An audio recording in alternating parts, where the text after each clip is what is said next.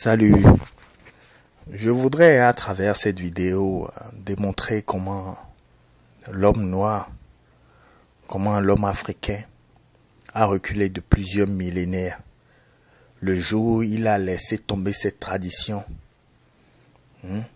sa culture, pour adopter les traditions d'autrui, les cultures d'autrui, les philosophies d'autrui et tout ce que vous voulez. En fait, nos traditions étaient et sont toujours en avance de plusieurs millénaires sur tout ce qu'on essaie de nous vendre aujourd'hui. En d'autres mots, ceux qui aujourd'hui prétendent vouloir nous apporter quelque chose ou se sont autoproclamés les hommes les humains qui connaissent la modernité, et puis nous, les Africains, à travers nos traditions, tout ça, nous sommes des primitifs. Et bien, ceux-là qui pensent qu'ils sont des hommes modernes, en fait, ont plusieurs siècles de retard sur nous. Et en fait, nous, notre grand tort, c'est de nous être coupés de nos racines, de nos traditions, qui nous auraient déjà donné des siècles d'avance sur n'importe quel autre peuple. Si nous avions seulement pris le temps d'essayer de comprendre, d'essayer d'étudier nos traditions, nos cultures. Et pour montrer ce que je veux dire, je vais utiliser des exemples très simples, très concrets. Si je prends le peuple Dogon, voilà un peuple qui habite la partie de l'Afrique qu'on appelle le Mali. Les Dogons faisaient de l'astronomie depuis des siècles. En fait, l'homme noir est le premier à avoir fait de l'astronomie. Et l'homme noir a posé les bases de tout ce qu'on nous raconte aujourd'hui. Mais pour rester dans le sujet dont je vais parler aujourd'hui, les Dogons, depuis des millénaires, utilisent l'astronomie pour expliquer comment est-ce que nous sommes arrivés ici, comment la planète a été créée, comment nous sommes arrivés ici. Et en fait, quand vous faites attention, la plupart des sociétés traditionnelles, la plupart de nos traditions font de l'astronomie quand elles racontent comment nous sommes arrivés ici, comment l'être humain est né, comment l'univers est né, tout ça. Ils font de l'astronomie. Nos ancêtres font de l'astronomie, ou ont fait de l'astronomie. Mais si je vais quand même rester concentré sur les Dogons, parce que ce peuple, depuis des millénaires, parle de l'étoile Sirius et d'une autre étoile qui gravite autour de Sirius, qu'on a fini par appeler Sirius B. Ce qui est fantastique, c'est que les Dogons parlent de Sirius B depuis des millénaires. Sirius B n'est pas visible à l'œil nu. Et en fait, il a fallu attendre 1862 pour que les Européens aient pu confirmer que il y avait une étoile qui tournait vraiment autour de Sirius et qui s'appelait Sirius B. Et il a fallu encore, je ne sais pas combien d'années après, pour qu'ils aient été capables, pour que les Européens soient capables d'avoir un télescope assez puissant pour qu'ils puissent voir Sirius B. Bon. Voilà quelque chose que nous, nos ancêtres, à travers leur tradition, leur mythologie, disaient depuis des millénaires. Il est dit que quand les Dogons vous dessinent, vous font de l'astronomie et vous dessinent les astres et tout, vous êtes sidérés de voir à quel point ils sont poussés, ils sont avancés dans la connaissance de cette science-là. Pourtant, voilà des gens qui n'ont jamais eu de télescope. Voilà des gens qui n'ont pas de vaisseau pour aller dans l'espace.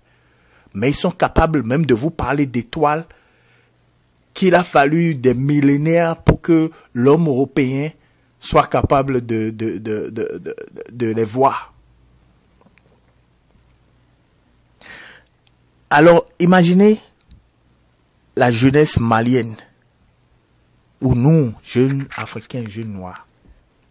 Voilà des millénaires que nous avons, nos ancêtres qui parlent de cette étoile qui était invisible à l'œil nu. Mais nous n'avons jamais pris le temps d'essayer de comprendre, le temps de voir ça comme une science, parce qu'on nous a appris que tout ce qui vient de chez nous là, c'est primitif. Personne ne considérait même ce que les Dogons disaient jusqu'au jour où on a pu vérifier qu'il existait vraiment une étoile qui tournait autour de Sirius et qu'on a appelé ça Sirius B. Et voilà le problème mental que nous, les Africains, nous avons. C'est quand le blanc maintenant a dit que, ah, mais c'est vrai ce que les Dogons là disaient depuis des millénaires, c'est la vérité. C'est là que nous-mêmes on se dit, ah, donc c'est vrai ce que les nôtres disaient.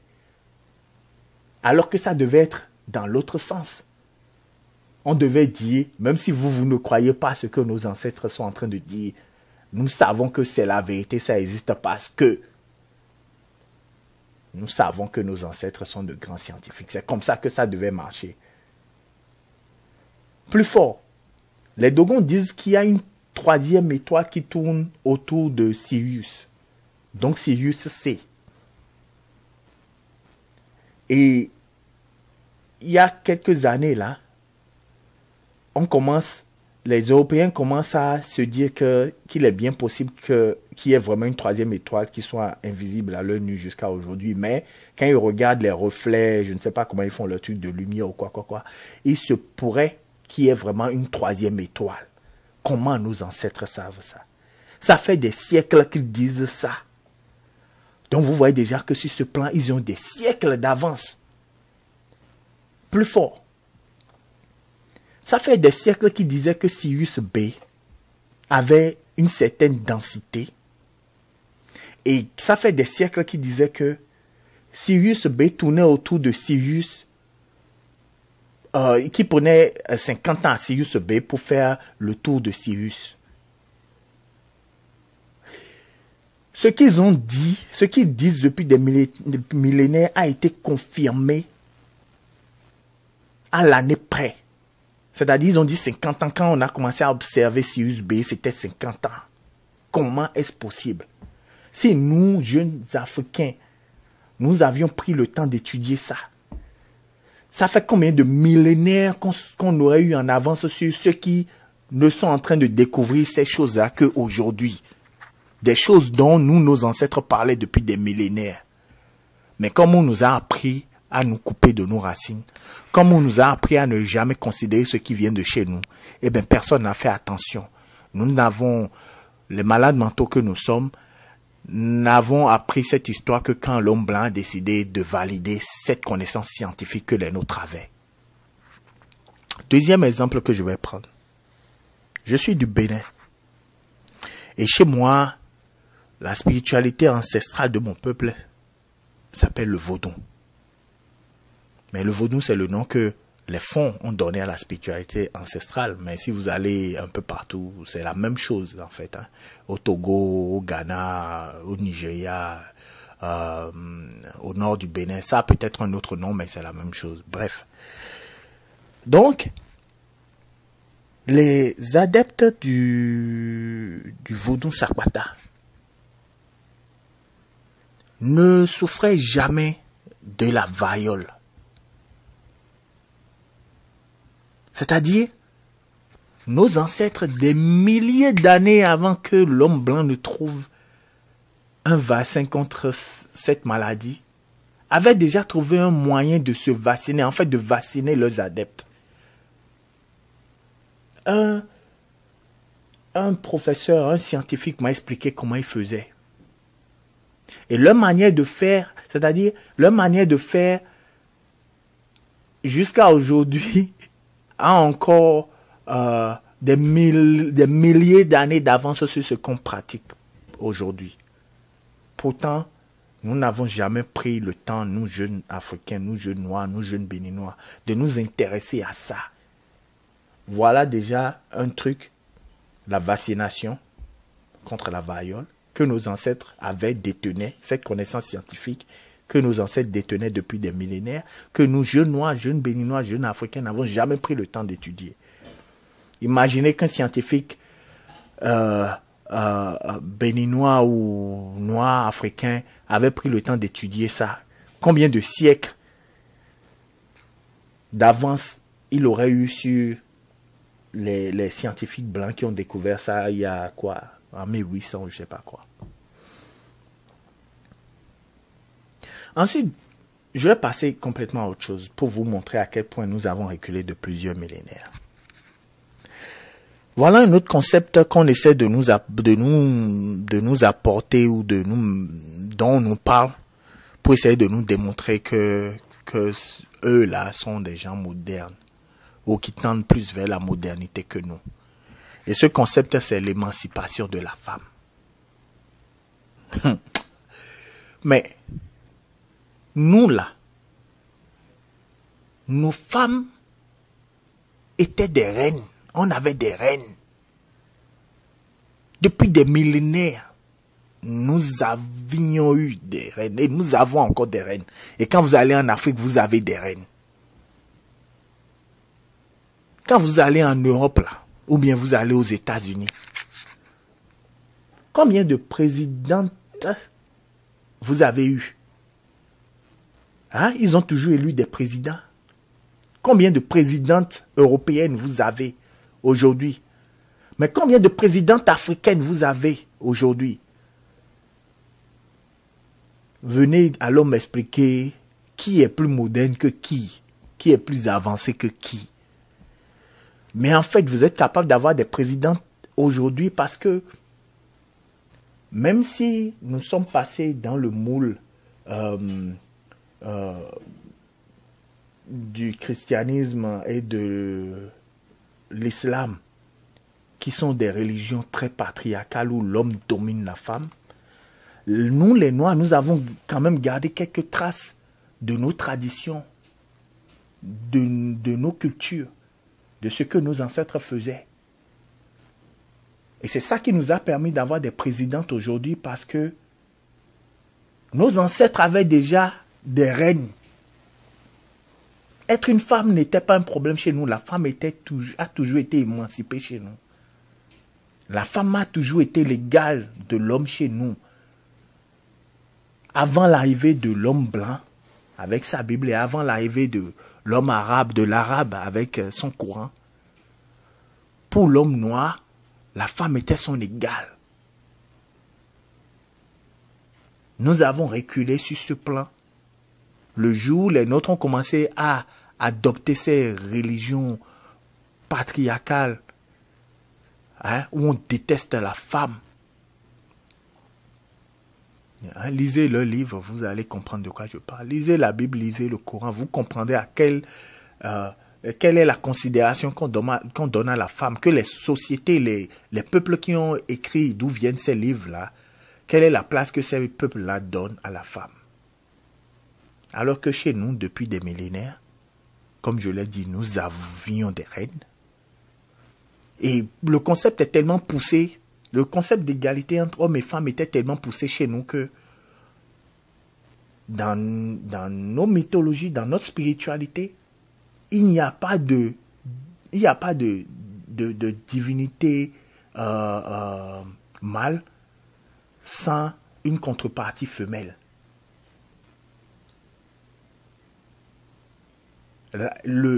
Même le Dieu suprême, même Dieu, le Dieu suprême, était constitué d'une énergie femelle et d'une énergie mâle.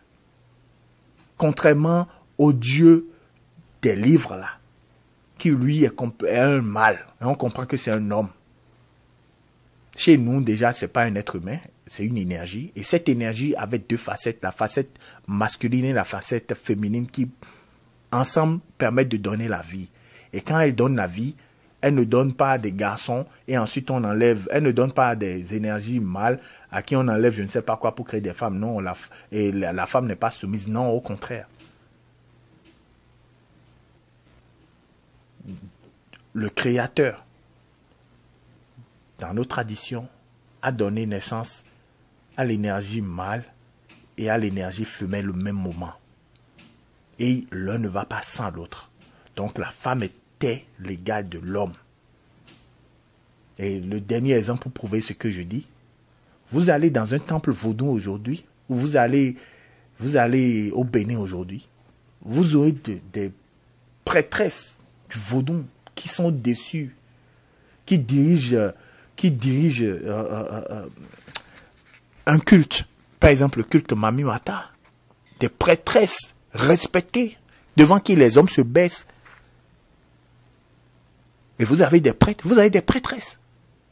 Mais chez les musulmans, combien d'imams et trucs là vous avez jamais vu? Femmes. Ou bien dans l'église catholique, combien de papes en griffe, mais je ne sais pas quel nom, une femme pas pourrait. Mais combien en avez-vous vu? Et on vient nous parler d'émancipation de la femme. Non. Si nous n'avions pas laissé nos traditions, nos femmes seraient encore plus émancipées que ce qu'elles ne sont aujourd'hui, parce que malgré tout, elles sont encore plus émancipées que les femmes européennes ou les femmes arabes. Vous allez en Afrique maintenant, vous voyez des femmes noires qui ont le voile, tout ça. Ça là, ça ne fait pas partie de notre culture. C'est venu avec la culture arabe qui est venue avec le Coran. Où vous voyez chez les chrétiens là, où la femme doit être soumise, tout ça là. La façon dont on traite la femme là, le rang qu'on lui donne là, c'est venu avec la Bible. Parce que le peuple juif là, ne considérait pas, les blancs là, en général, mais je vais dire les juifs là aussi, ne considèrent pas la femme. La femme pour eux est un bien meuble et doit être soumise. Chez nous, c'était pas comme ça. C'est devenu comme ça parce que nous avons pris ce qui est venu d'ailleurs. Voilà. Et pour finir, je peux aussi donner l'exemple de la démocratie. Parce que ça, c'est l'argument ultime qu'on utilise pour essayer de nous dire que des gens sont plus avancés que d'autres. Et puis on va même bombarder, détruire des pays parce qu'on veut amener la démocratie. Mais l'Afrique n'a pas attendu l'homme blanc pour avoir la démocratie. Le premier homme sur Terre était noir. Et pendant des millénaires, 100 000, 150 000 ans, il n'y avait que des hommes noirs sur Terre. L'homme noir est sur Terre. Et même quand les autres races sont apparues, l'homme noir a encore dominé sur des millénaires. Mais nous avons toujours eu la démocratie. Quand tu parles, on va te dire le roi, tata. Est-ce que vous avez jamais pris le temps d'étudier comment est-ce qu'un roi gérait un royaume? Le jour où vous prendrez le temps, le jour où nous, jeunes Africains, jeunes Noirs, prendrons le temps de voir comment les royaumes, les empires noirs étaient construits et comment ces empires étaient dirigés, vous verrez que nos ancêtres étaient des grands hommes et que nous avions vraiment des millénaires d'avance sur n'importe quel concept qu'on essaie de nous envoyer aujourd'hui. En fait, tout ce qu'on essaie de nous apporter aujourd'hui sont des trucs qu'on a volés chez nous et qu'on fait même mal parce que ça ne vient pas de chez eux, ça vient de chez nous. Le roi dirigeait avec l'assemblée des sages. Et à l'assemblée des sages, il fallait ajouter les gens issus des différentes corporations ou des différentes couches de la société. Donc vous aviez le conseil des sages. Et après avec le conseil des sages, vous aviez le représentant des forgerons, le représentant des chasseurs, le représentant des femmes. Et c'est tout ce monde-là qui ensemble prenait les décisions. Le roi ne se levait pas comme un dictateur, ce qu'on voit aujourd'hui, là, nos farfelus de dictateurs, là, ce qu'ils font là. C'était pas comme ça. Et la tradition était faite de telle sorte que, avant de t'asseoir sur le trône, tu parles aux ancêtres et tu fais des promesses. Et si tu ne tiens pas tes promesses, si tu ne vis pas pour que ton peuple avance, pour que ton peuple vive bien, tu pars. Tu ne peux pas rester sur ce trône-là. Le roi était le serviteur du peuple. Et 1 ou 2 fois par semaine, il devait marcher avec une escorte très réduite afin que le peuple puisse l'arrêter et lui dire les problèmes, ou qu'il puisse constater les problèmes du peuple. Mais il y avait déjà, et j'oubliais, une fois par semaine, le roi s'asseyait et on faisait venir les gens du peuple et tout le monde pouvait parler au roi. Nous avions la démocratie, nous avons toujours eu la démocratie. C'est parce que nous nous sommes écartés de nos traditions que nous ne savons pas. Il faut avoir le courage de retourner étudier ce qui était à nous avant qu'on ne vienne nous corrompre avec des choses venues d'ailleurs. Et vous verrez que nous n'avons rien à apprendre de personne, au contraire. Tout le monde a tout volé chez nous. C'est l'homme noir qui a civilisé le monde. Si quelqu'un a quelque chose à dire, il n'a qu'à écrire et on lui démontre. C'est l'homme noir qui a civilisé le monde. C'est l'homme noir qui le premier a appris le concept de Dieu, du Créateur, à tous les autres peuples. Ironique qu'aujourd'hui on essaie de venir nous apprendre ça à travers je ne sais quelles églises ou je ne sais pas quoi. En tout cas, je peux parler comme ça à des heures. Mais je vais m'arrêter là. La conclusion ici, où tout le but de cette vidéo est de démontrer et de montrer à mes frères qu'il est important, à mes sœurs et à mes frères, qu'il est important que nous retournions à nos traditions, qu'il est important que nous comprenions que on vous dit la spiritualité qui vient de chez vous, c'est de la sorcellerie, ce que vos ancêtres font était primitif, il n'y a rien de moderne dedans, tout ça. On nous fait croire que retourner à ça, c'est comme si nous on reculait, ce serait comme reculer de plusieurs millénaires, alors qu'en fait c'est faux. En parlant comme ça, voilà même un autre exemple qui me vient à la tête. Combien de médicaments ils fabriquent aujourd'hui, alors qu'ils sont venus voir les guérisseurs de chez nous qui leur ont montré quelles plantes on utilisait pour guérir quoi. Ils ont pris ces plantes, ils sont retournés chez eux en laboratoire et puis ils nous sortent des médicaments qu'on revient nous vendre. Après, ces gens-là vont vous dire qu'ils sont plus avancés parce qu'ils font des médicaments. Voilà des médicaments qui tiennent de plantes que nous, nos ancêtres utilisaient depuis des millénaires. Mais vous, on va vous apprendre à ne pas aller voir vos guérisseurs, vos ancêtres qui connaissent ces plantes-là, en vous disant que non, c'est de la sorcellerie. En même temps qu'ils vous disent ça, ils passent derrière étudier ces plantes qu'on vous revend. Il est temps de casser cette chaîne-là, cette aliénation mentale-là. Il est temps de casser ça. Il faut que nous nous réveillions. Je sais que beaucoup de gens, vous essayez de leur montrer le ciel et puis ils regardent votre doigt. Je ne vais pas rentrer dans des discussions inutiles.